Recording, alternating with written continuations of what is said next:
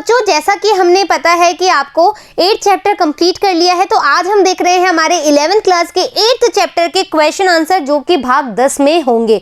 तो बच्चों जैसा कि 8th चैप्टर आपने अच्छे से समझ लिया है, तो आज किसकी बारी है? अभ्यास प्रश्न की, जिसमें हमें पता लगेगा कि आखिरकार जो हमने पढ़ा है क्या हम उसको इम्प्लीफाई कर रहे हैं कि नहीं कर रहे हैं, है ना? क्या हम उसको अप्लाई कर पा रहे हैं या नहीं कर पा रहे हैं, ये हमारा आज का मेन मुद्दा है।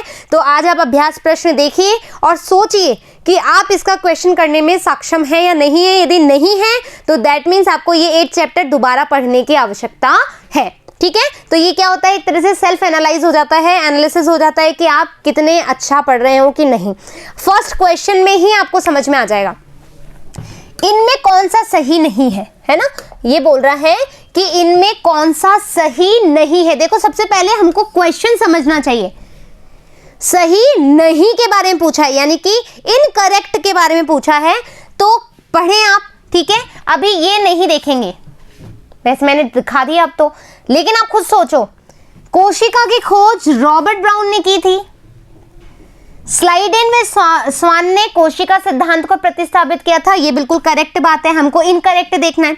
वर्चोव के अनुसार कोशिका पूर्व स्थित कोशिकाओं से बनती है, ये भी बिल्कुल करेक्ट बात थी।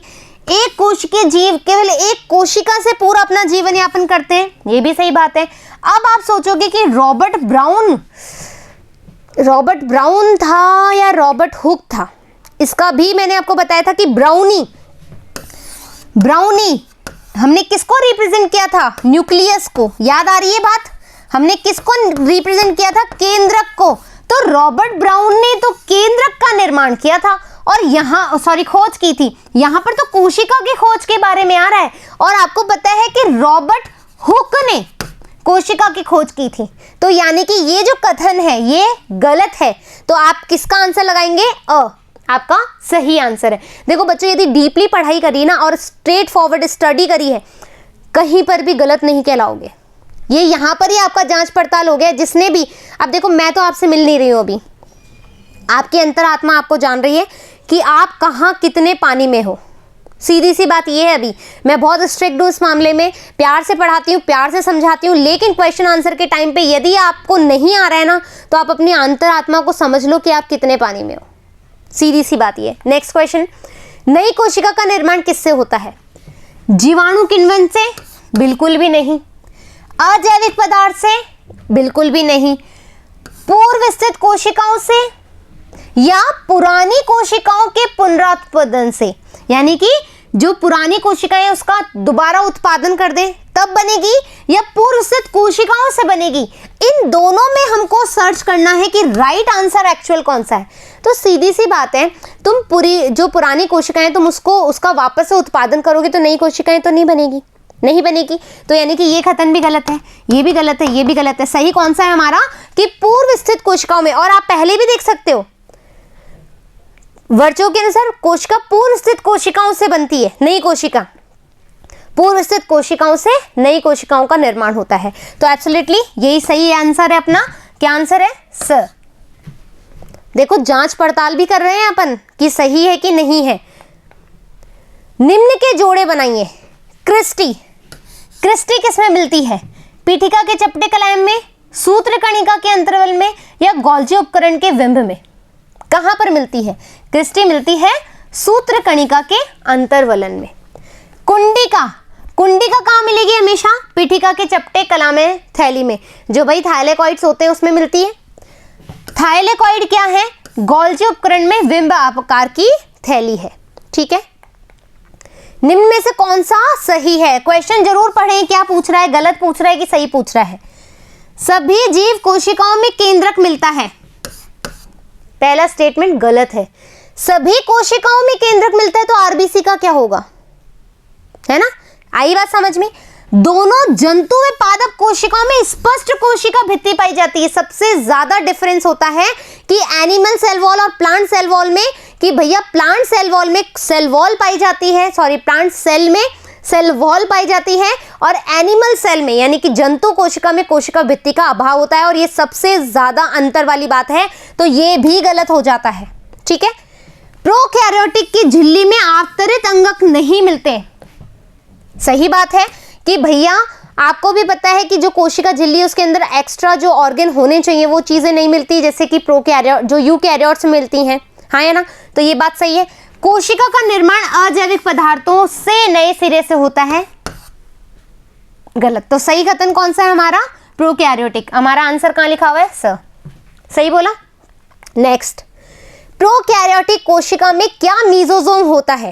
प्रोकैरियोटिक कोशिकाओं में हमने बात करी थी, प्रोकैरियोटिक कोशिकाओं में इस तरीके से इनगल्फमेंट हो जाता है, इन्वेजन हो जाता है, अंदर की तरफ धस जाती है प्लाज्मा मेम्ब्रेन और एक क्या बना लेती है, किसी ऐसा स्ट्रक्चर बन जाता है और ये क्या कहलाता है हमारा? मीजोजोम। याद आ रही है ये संरचना, मीजोजोम? तो हाँ, प्रोकैरियोटिक कोशिका में मीजोजोम मिलते हैं और इनके कार्य क्या होते हैं? सेल वॉल के निर्माण में, ठीक है, डीएनए की प्रतिकृति करने में, डुप्लीकेशन करने में और श्वसन में, स्त्रावी। ये बहुत इंपॉर्टेंट है बच्चों, मीजोजोम। जो मीजोजोम है उस पे क्वेश्चन आता ही आता है, तो आप ये अच्छे से करके जाना। कोशिका विभाजन में, सेल डिवीजन में और इसमें एंजाइम्स के लिए, ठीक है। कैसे उदासीन विलय जीव द्रव्य झिल्ली से होकर के गति करते हैं? अब यहां पर जो पूछ रहा है बच्चों, ट्रांसपोर्ट पर क्वेश्चन पूछ रहा है, यानी स्थानांतरण पे। जो प्लाज्मा मेम्ब्रेन है, जो प्लाज्मा मेम्ब्रेन है, ये अणुओं को कैसे आने देती है वो हमने बात कर ली है प्लाज्मा झिल्ली जब पढ़ी थी, कि भैया ये किस तरीके से जो है मॉलिक्यूल्स को अंदर लेकर आती है और मॉलिक्यूल्स को बाहर लेकर के जाती है। तो क्वेश्चन है, कैसे उदासीन विलय जीव द्रव्य झिल्ली से होकर गति करते हैं? जो उदासीन विलय है वो कैसे जाएंगे झिल्ली से, और क्या ध्रुवीय अणु भी उसी प्रकार से जाते हैं? जो पोलर मॉलिक्यूल्स होते हैं वो भी उसी तरीके से जाते हैं? यदि नहीं तो इनका जीव द्रव्य झिल्ली से होकर परिवहन कैसे होता है? तो बच्चों, जो उदासीन विलय है वो कैसे जाते हैं? पैसिव ट्रांसपोर्ट से, यानी कि निष्क्रिय गमन से जाएंगे। आपको भी पता है जब निष्क्रिय होगा तो इसमें ऊर्जा की आवश्यकता नहीं होती है और ये मेनली विसरण विधि से जाते हैं। ये मेनली विसरण विधि से जाते हैं, यानी कि अधिक सांद्रता से कम सांद्रता की ओर। यानी कि मैंने बताया था किचन में आपके बहुत अच्छा सा टेस्टी फूड बन रहा है, वहां पर जो खुशबू होगी उसकी सांद्रता अधिक होगी, धीरे धीरे आपके कमरे में आएगी, हॉल में आएगी, बाहर जाएगी, यानी कि अधिक सांद्रता से कम सांद्रता की ओर, है ना। तो वो विसरण होता है, डिफ्यूजन, ठीक है। अब हमारा क्या है? ध्रुवीय अणु जो होते हैं ये भी विसरण से नहीं जा सकते हैं, इनके लिए एक्टिव ट्रांसपोर्ट की आवश्यकता होती है। किसकी? एक्टिव, यानी कि सक्रिय परिवहन की आवश्यकता होती है। सक्रिय परिवहन है तो नेचुरल सी बात है ऊर्जा की आवश्यकता होगी। तो इनमें क्या होगा? आपको कुछ चैनल प्रोटीन देने पड़ेंगे, हाँ या ना? ठीक है, तो ये हो गया आपको अंतर कि जो नॉर्मल उदासीन वाला है वो कैसे जाएगा और जो हमारा ध्रुवीय अणु है वो कैसे जाएगा। तो आपने क्या देखा, जब आपको एक्टिव पैसिव ट्रांसपोर्ट आता है, सक्रिय निष्क्रिय गमन आता है, तो आप इजीली इसका आंसर कर सकते हो। आपको पता है पोलर मॉलिक्यूल नहीं जा सकते, क्यों नहीं जा सकते ये भी हमने पढ़ा है, ठीक है। दो कोशिकाएं अंगकों के नाम बताइए जो द्विकला से घिरे रहते हैं, यानी कि डबल मेम्ब्रेन, ठीक है। उनका दो अंगों की सहायता से इनके कार्य व रेखांकित चित्र भी बनाइए। तो अंतःप्रधर्वी जालिका और गोल्जिकाएं, ठीक है। इसका हमने स्ट्रक्चर बता दिया, इसके कार्य बताने, टाइप्स बताने, कार्य, गोल्जिकाएं, चित्र बता दिया, कार्य बता दिए। प्रोकैरियोटिक कोशिका की क्या विशेषता है अब आपको बताना है। देखो, आपको ये भी पता है कि प्रोकैरियोटिक और यूकैरियोटिक कोशिकाओं के क्वेश्चन जो आते हैं वो बेसिकली अंतर में ही पूछे जाते हैं, या फिर आपसे पूछ लेंगे प्रोकैरियोटिक कोशिकाओं के बारे में बताइए, या फिर आपसे पूछ लेंगे कि यूकैरियोटिक कोशिकाओं का सचित्र या फिर उदाहरण सहित वर्णन कीजिए। तो आपको यूकैरियोटिक और प्रोकैरियोटिक कोशिकाएं जो हैं बहुत अच्छे से पढ़नी है, उसके अंगक भी पढ़ने हैं, ठीक है। तो प्रोकैरियोटिक कोशिकाएं की विशेषता बतानी है हमें। बहुकोश के जीवों में श्रम विभाजन की व्याख्या कीजिए। जो श्रम विभाजन है, कौन सी चीज क्या कार्य करती है वो हमें बताना है, ठीक है।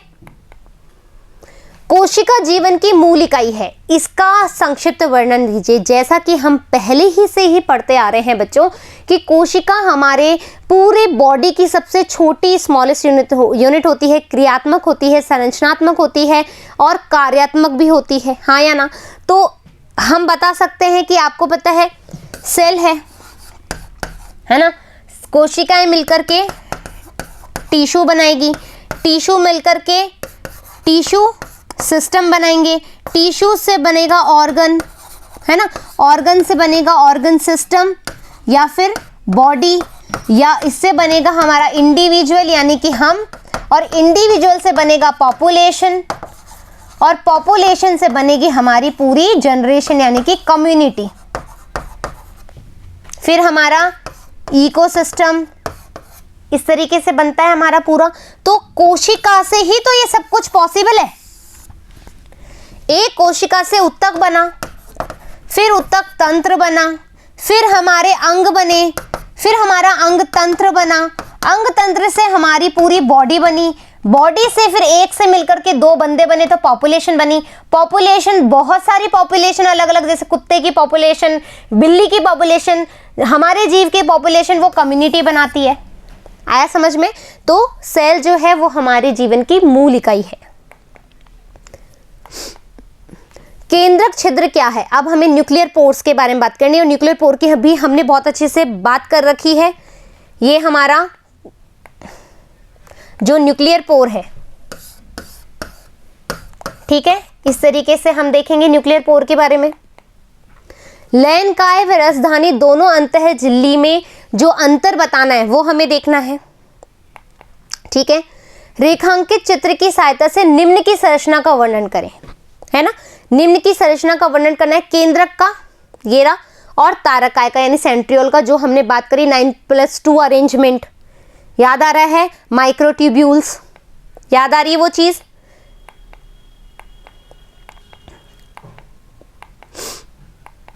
ये सारा केंद्रक के बारे में है बच्चों, ये हमारा सेंट्रोसोम्स के बारे में, ठीक है। गुणसूत्र बिंदु क्या है? गुणसूत्र बिंदु की स्थिति के आधार पर गुणसूत्र का वर्गीकरण किस रूप में होता है? मेटासेंट्रिक, टिलोसेंट्रिक, एक्रोसेंट्रिक, मेटासेंट्रिक, ये जो बात करी थी हमने भाई, क्यू आर्म, पी आर्म, हमने अच्छे से बात करी थी इसकी। ये देखो यहाँ पर मेटासेंट्रिक जब बीच में है, दोनों आर्म बराबर हैं, जब एक आर्म छोटी और एक आर्म बड़ी है तो सब मेटासेंट्रिक, जब एक आर्म बिल्कुल ही गायब है तो एक्रोसेंट्रिक, सॉरी, जो एक आर्म बिल्कुल गायब है तो टिलोसेंट्रिक, और एक आर्म है बट छोटी सी है तो एक्रोसेंट्रिक। इस तरह से हमने देख लिया था ये, ठीक है। तो आज हमने देखे हमारे चैप्टर के क्वेश्चन आंसर, 8th चैप्टर के क्वेश्चन आंसर हमने देख लिए। बच्चों आपको क्या करना है, यदि आपने चैप्टर अच्छे से पढ़ा हुआ है तो क्वेश्चन आंसर आपके लिए ईजी हो जाएंगे। तो मेरी आपसे यही विनती है, यही रिक्वेस्ट है कि आप जो वीडियोस हैं पहले चैप्टर से वो आप अच्छे से देखें, तभी आपको क्वेश्चन आंसर में मज़ा आएगा। नहीं तो मैं बोल के चली जाऊंगी आपके सब, जैसा कि यदि बहुत लोगों के जा भी रहा होगा। ये तभी चीज़ें आएंगी जब आप चैप्टर वाला वीडियो देखोगे। फिर मिलेंगे अपन नए चैप्टर के साथ, जब तक धन्यवाद।